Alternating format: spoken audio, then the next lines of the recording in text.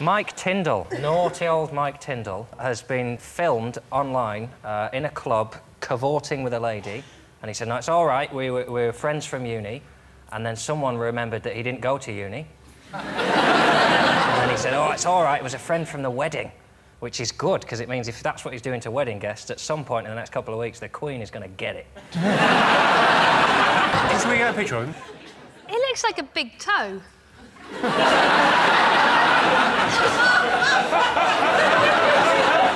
I can absolutely see that. Yes, he does. The only thing they saw him do is he rubbed his face into her breasts. Went like that. If you're a rugby player, that's basically a scrum. There was no sound on the video, so this is all... That's in your head, you've seen that. Well, there's got to be some noise. If you've seen his face and her breasts, there's going to be a noise. You put those two together, it's not going to be... It's going to be... at the very least. I should make it clear, we don't know exactly what happened with Mike Tindall and this girl. The main objection I would have had to it was a dwarf-throwing event. I mean, surely that's where your moral compass gets a bit screwy. If you're at a dwarf-throwing event and there's people chucking dwarves around, I don't know, I wouldn't feel like I really knew what was right or wrong anyway, you know. Dwarves are flying past you, go, I don't know, am I in a real world or not? Is it all right if I rub my face in her breasts? I don't know what's right and what's wrong anymore. I think the one thing you wouldn't feel is what Tindall felt, which is horny. I don't be watching a dwarf going, bloody hell, I really fancy that woman. If the cinematic history of New Zealand has taught us anything, it's that nobody tosses a dwarf.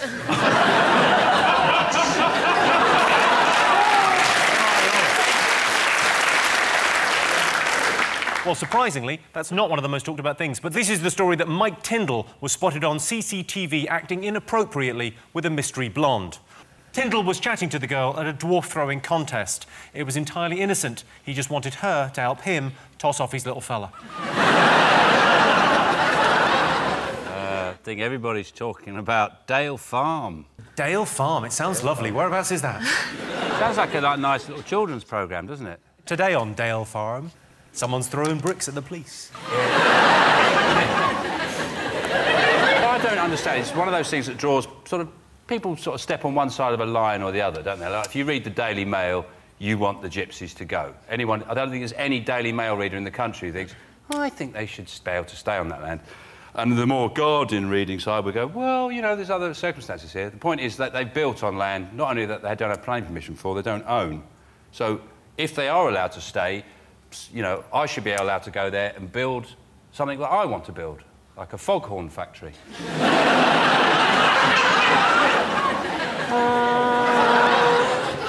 Something I've always... This is a crazy dream I've always had.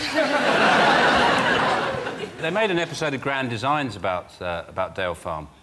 I remember the strapline of one episode was, winter's drawing in, and they still haven't got planning permission. Yes, they built loads of houses without planning permission, and then they built a wall to keep the bailiffs from coming in, which they didn't have planning permission for either. Yeah. I love that, though. Gypsies versus bailiffs. That's like a Sky TV fight that most people would pay to see. That would be awesome. And they can fight as well, these travellers. I mean, I fought a few in the day, and they are tough. They love so you know that Snatch is a film, not a documentary.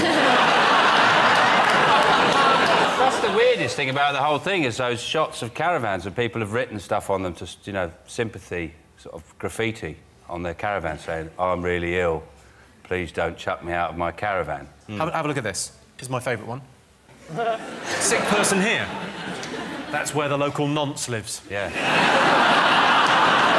I'm guessing, I'm not sure if that's the case. Well, one of the strangest ones is the girl has had her neck attached to some kind of noose. Oh, yeah. It says if you open this gate, she will die. Have a look at this. Have a look. So, danger of death. Behind this gate is a woman attached by her neck. If you attempt to open this gate, you will kill her. So it'll be your fault. I think that's really ramping up. It's like a new sort of fairground attraction, isn't it? It used to be like just hooking a duck. Open the gate, kill the lady. Maybe I've got the wrong spirit there. I had a similar incident where I came out of my house and a spider had built a web across my door. Right. This is not a similar incident. Oh, is that Basildon Council? I have some advice for you. A similar thing. It's a similar tense. I can't come out because I'll get stuck in the web and die. How long have you been in your house?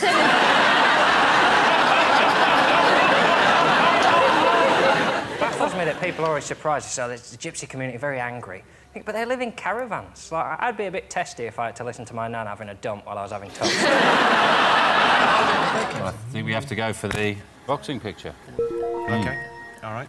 What do British people prefer, ballet or boxing? I think boxing. Yeah. You think? Oh, for sure, yeah. Who knew Amir was going to go boxing? You know what? you get a lot of women now who like boxing. When I fight, 65% of my tickets are bought by women. And I don't know if that's because of boxing or because of me, so I don't know. Yeah. It's definitely the boxing. Women you never think about women going to a boxing fight. It's like women going to a football match. I mean, you get a lot going, but 65%. I've got another shot for you. They're in the pubs now.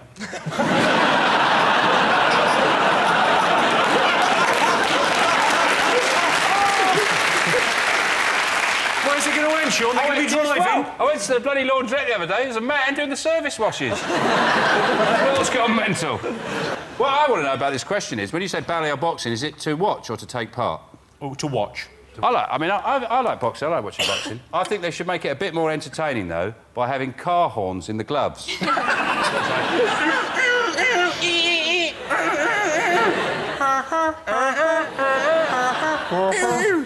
Amir, I've got a boxing question for you. Go on, OK, mate. youngest ever Olympic medal winner, I believe. Yep. You got silver. Yep. Silver in boxing, that is second. There's only 2 of you in there. Just saying. Just saying. Imagine if he'd come third. Yeah, that went to the ref. 28 of us in the whole competition in that one division. Yeah. I was the youngest. I mean, all the rest were like 30. It was amazing to watch. It's amazing. I don't see why you can't still be in the Olympics, because the tennis players are in it. Exactly. It's the only sport, I think, which don't let professionals get involved in the Olympic Games. Imagine they did. It would be so competitive. It would be brilliant. So once you've gone professional, you can't go back to being unprofessional? No, amateur. Amateur. Yeah, Amateur. Professional. I'm not sloppy. They don't just turn up with one glove. So unprofessional. He's wearing skis, for Christ's sake. It's a boxing match.